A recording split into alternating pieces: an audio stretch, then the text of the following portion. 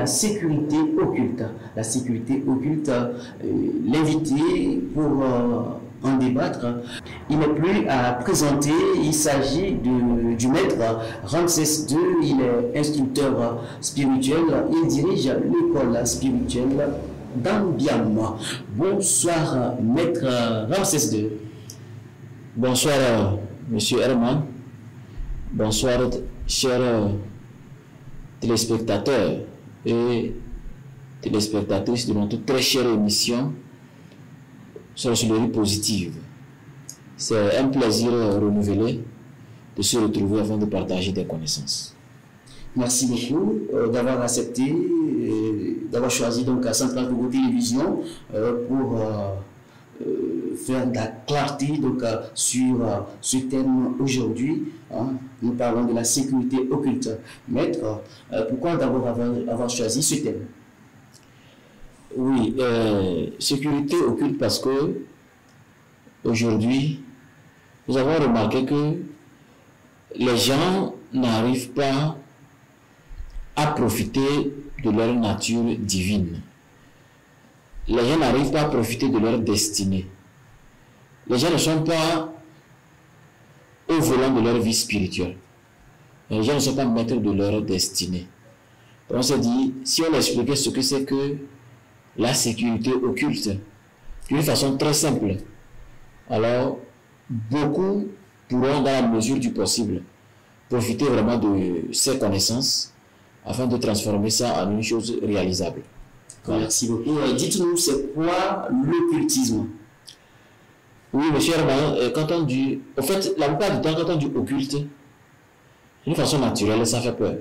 Ah oui, bien sûr. La plupart du temps, quand vous dites, vous parlez à quelqu'un, on parle de l'occultisme, surtout quand la personne est catholique ou un musulman très simple, quand vous dites occulte, ça fait peur. Alors qu'en réalité, quand on dit occulte, ça ne devrait pas faire peur parce que c'est tout simplement, occulte, c'est quelque chose qui est caché. C'est-à-dire quelque chose qui est caché. C'est comme on dit, ceci est réservé aux grands. Ou bien ceci est réservé aux initiés. Quand on dit initié, c'est pas mystère, c'est juste ce qu'ils ont décidé, c'est ce qu'on appelle initié. Quelqu'un qui décide de commencer quelque chose est initié. Donc il est discret. Donc il reçoit maintenant des enseignements occultes. Quand il reçoit les enseignements occultes, dans notre jargon, on dit il doit vivre d'une façon hermétique. C'est-à-dire, il ne doit pas livrer des connaissances n'importe comment. Il n'est pas autorisé à certaines choses. Il doit être limité et travailler beaucoup sur lui, mais parler moins.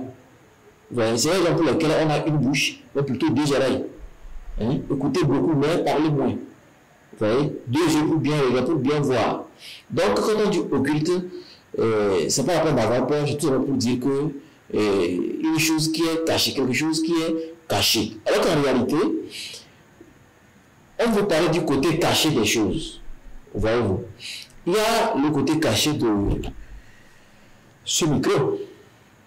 Parce que ce micro a été fabriqué par quelqu'un. Oui, bien sûr. Le processus par lequel la personne a fabriqué ça, elle ne peut pas livrer ça à quelqu'un.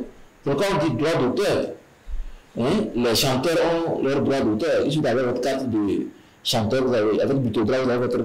Ça peut protéger vos œuvres. Voilà. Donc l'occultisme retrace l'importance de profiter de soi-même dans vos œuvres spirituelles. C'est la règle physique. C'est d'abord spirituel parce que quand on dit occultisme, il faut mettre l'accent vraiment sur le spirituel afin de profiter de ce que vous avez comme nature divine à en profiter dans le contexte occulte. Voilà. D'accord. Vous parlez de sécurité occulte. Ce que nous savons, c'est qu'il y a la sécurité personnelle, il y a la sécurité nationale qui est assurée par l'État. Et ici, que doit-on comprendre donc par la sécurité occulte? Quand je veux parler de la sécurité occulte, je vais mettre l'accent sur les êtres vivants, les êtres humains. Hein? D'abord, les êtres vivants, ensuite les êtres humains.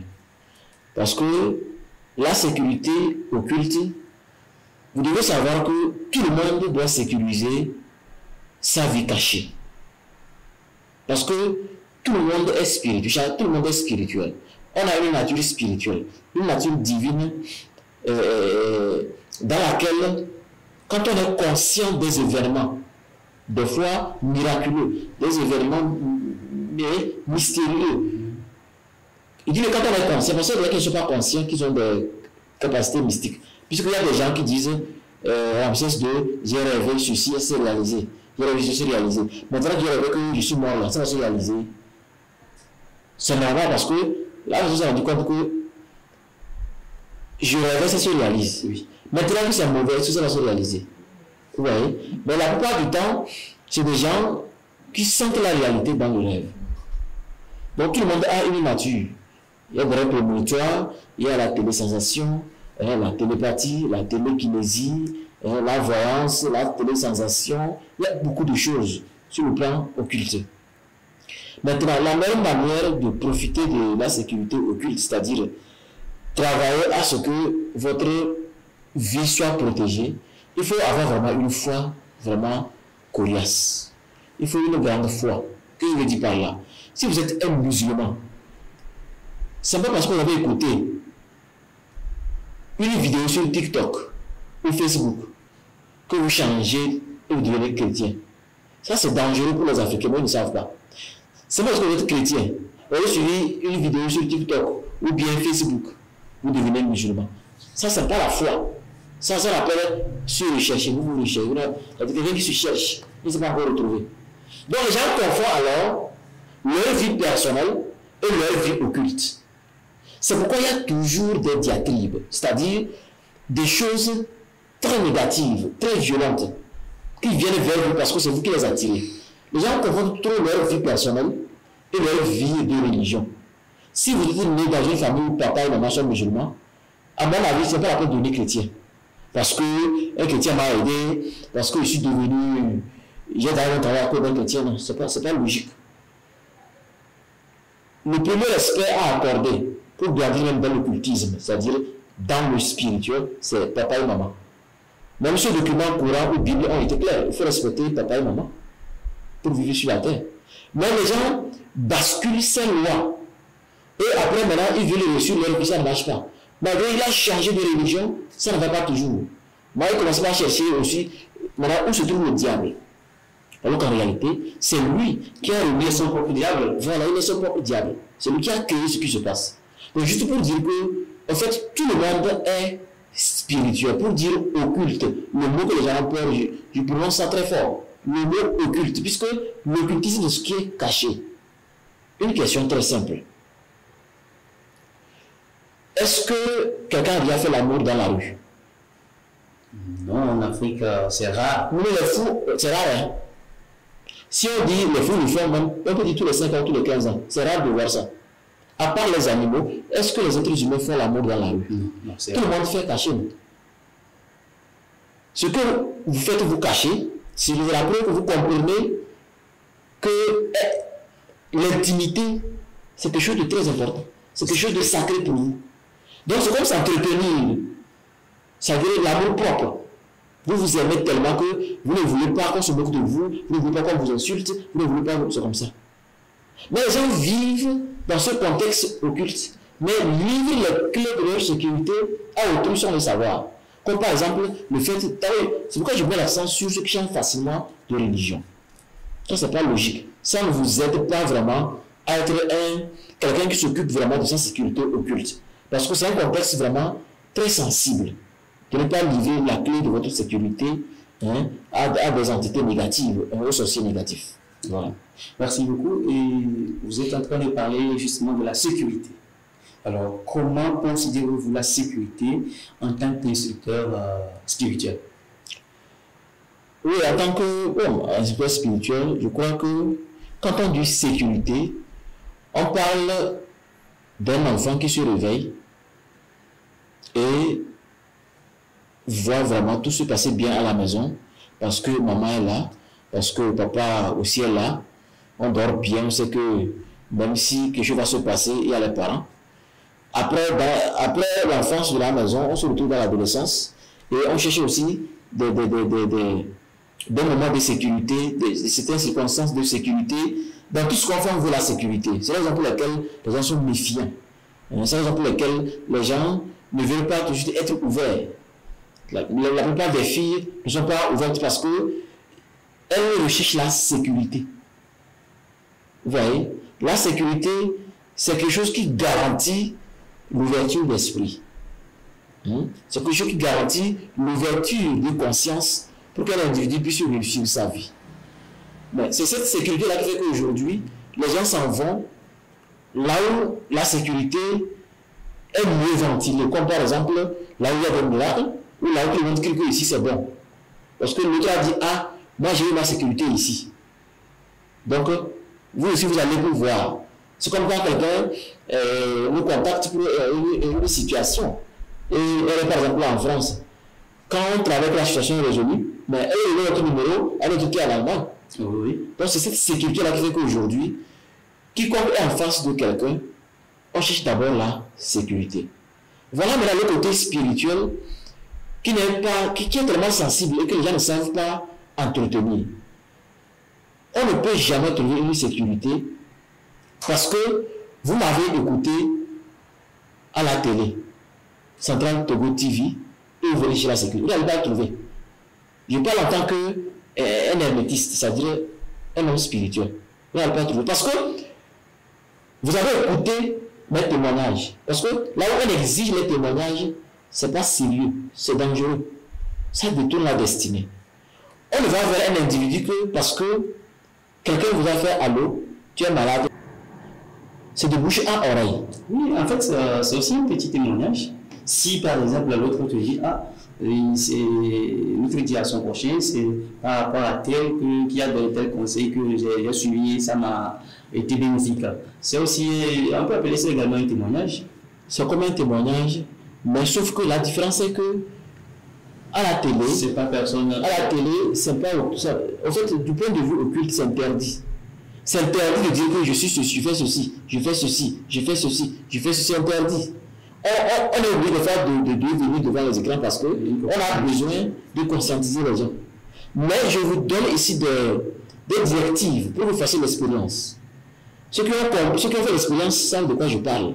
Il ne s'agit pas d'écouter les bruits quelque part. Une propagande. Une propagande. On ne se résout pas, c'est pas possible. C'est pas possible. Je n'ai pas dit de ne pas le faire. Hein. Je dis, c'est une émission qui est créée pour que vous fassiez des expériences. Apprenez à faire des expériences. Pourquoi on dit que le jeune qui est debout sur le mur ne peut pas voir plus loin que le vieux qui est assis? C'est pas que de la sagesse, c'est à cause de l'expérience. Parce que l'expérience, c'est la nourriture de la sagesse. Si vous refusez d'écouter votre vie, d'écouter ce que vous êtes réellement, parce que la vraie nature, c'est quand vous comprenez ce que vous faites en cachette. Quand vous vous couchez, personne ne vous voit. Quand vous avez WC, c'est en cachette. Quand vous vous touchez, c'est en cachette. Quand vous voulez vous habiller, personne ne vous regarde. Posez-vous la question. Vous êtes comment dans ces moments de secret? Et bien, quand vous sortez dans la société, vous êtes comment? C'est des questions qu'il faut se poser. Hein. Il faut se poser ces questions. Et vous allez voir des réponses venir vers vous. Tout simplement.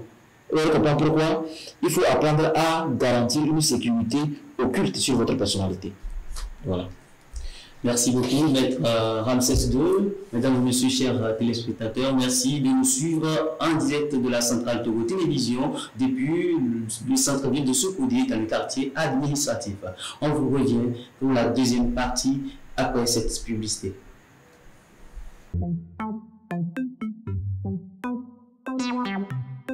Oui, et oui, nous sommes à l'hôtel La Mirelle, un lieu chic pour vos conférences. Passez de magnifiques week-ends avec une somptueuse piscine pour détendre le corps. Le tout dans un ensemble de parfums de prospérité. Vous voulez engager des employés à la hauteur de votre vision dans votre secteur. Vous voulez des gens sains d'esprit. Alors, contactez l'expert en développement personnel, Maître Ramsès II, et vous connaîtrez mieux vos employés avant de les engager afin de garantir une performance exceptionnelle dans votre secteur.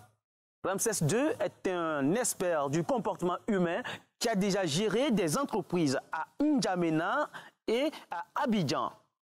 L'heure d'une nouvelle philosophie dans nos entreprises d'État a sonné. On est d'accord?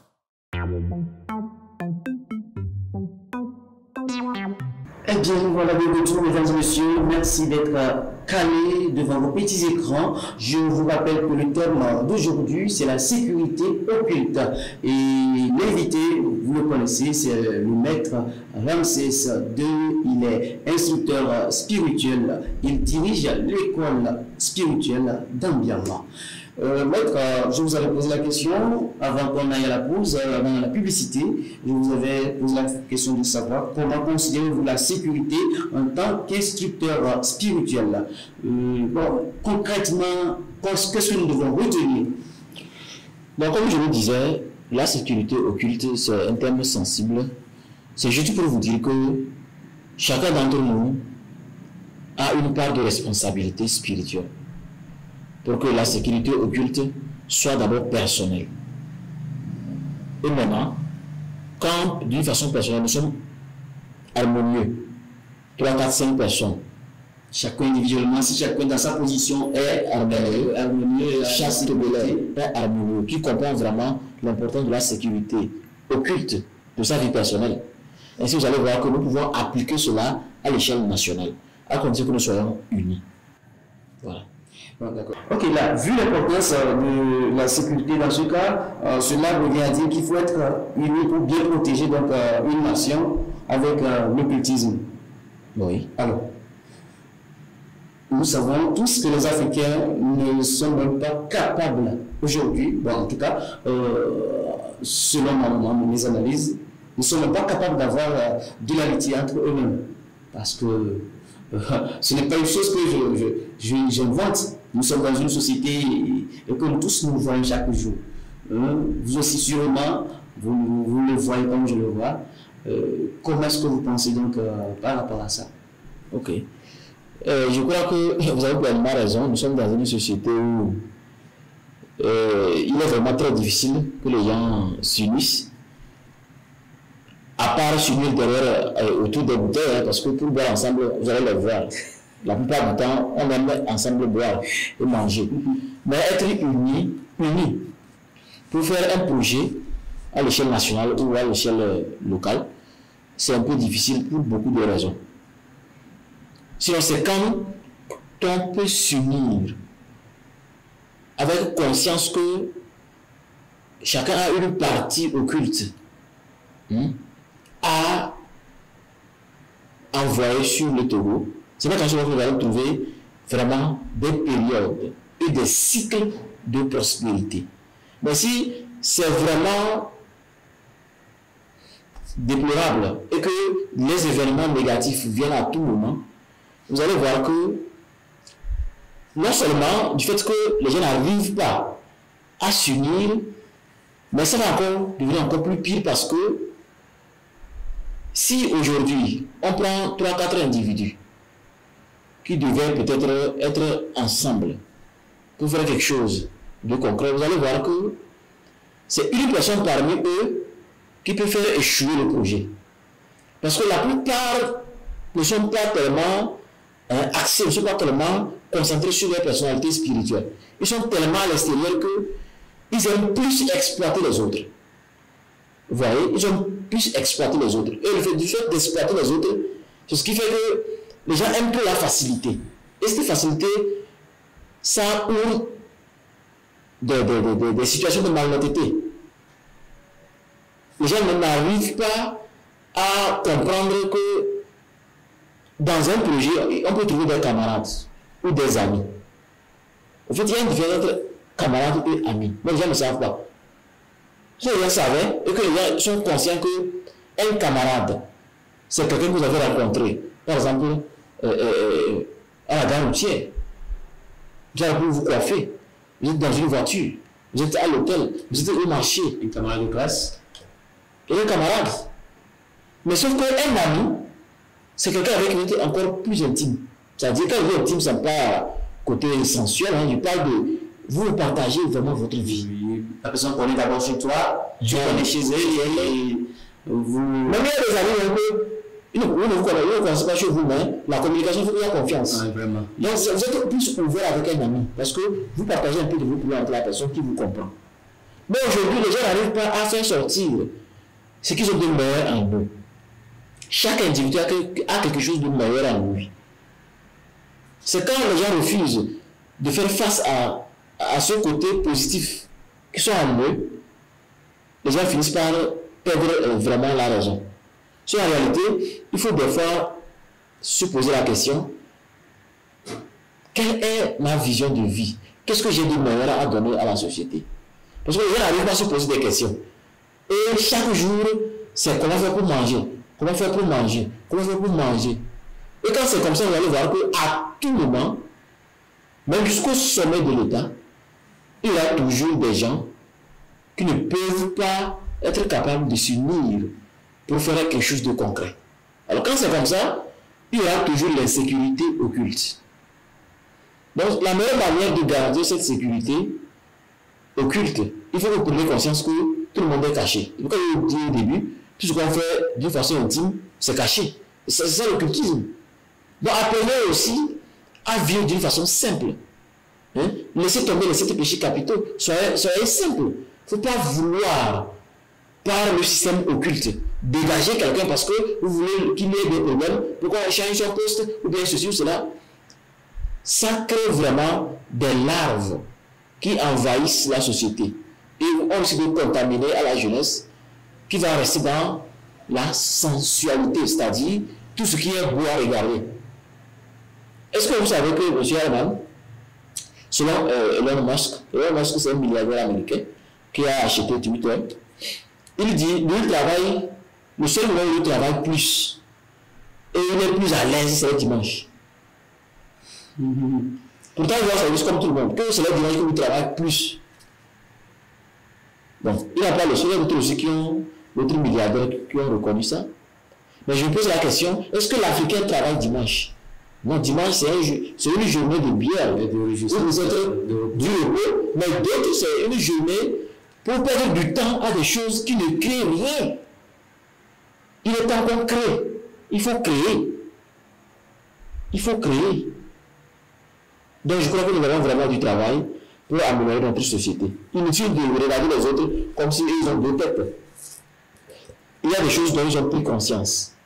Ils ont voulu que la jeune génération dise « Mon grand frère se comporte bien, je dois le ressembler. » Il y a beaucoup qui chantent parce que leur grand frère chantait. Voilà. D'accord. Merci beaucoup, maître. Si je retourne tout au début, vous avez dit que l'occultisme, c'est quelque chose de caché. Donc, si effectivement si l'occultisme veut dire secret, caché, quelque chose de caché, alors comment un citoyen lambda peut-il en profiter à 0 franc? Oui, pour en profiter à 0 franc, c'est vraiment possible. C'est pourquoi on a prévu cette émission. Il y a des gens qui croient qu'il faut forcément appartenir à une école, ou bien à une secte, ou bien quoi que ce soit, avant de profiter de leur côté occulte. Tout le monde a un côté occulte. Tout le monde en a.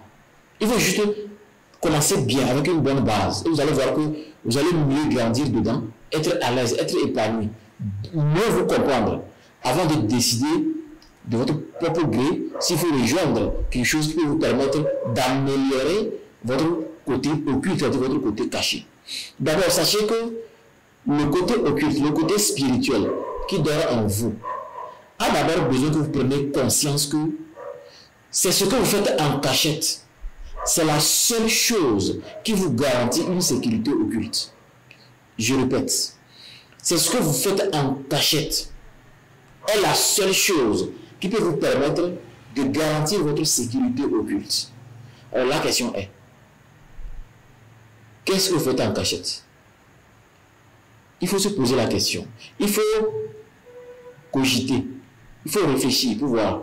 Et vous allez voir que dans cette réflexion, vous allez commencer par abandonner certains comportements, abandonner certaines choses. Même le temps de gaspiller le temps en train de poser quelque part avec quelqu'un, vous allez abandonner. Commencez à faire un programme sérieux. Commencez à travailler vraiment dur sur vous-même.